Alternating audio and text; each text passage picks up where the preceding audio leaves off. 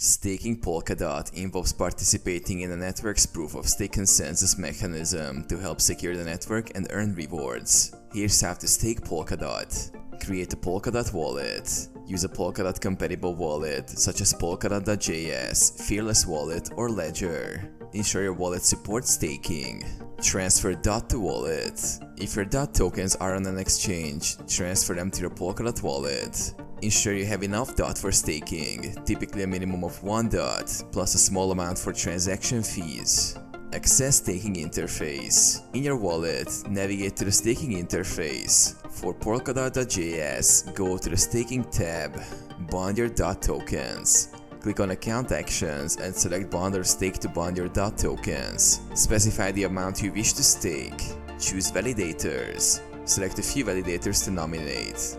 Validators are responsible for producing new blocks and securing the network.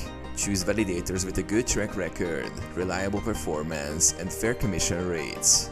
Nominate validators. Confirm your nominations. Your DOT tokens will now be delegated to the selected validators. Monitor and manage staking. Monitor your staking rewards and the performance of your nominated validators. You can renominate validators or unbond your tokens if necessary.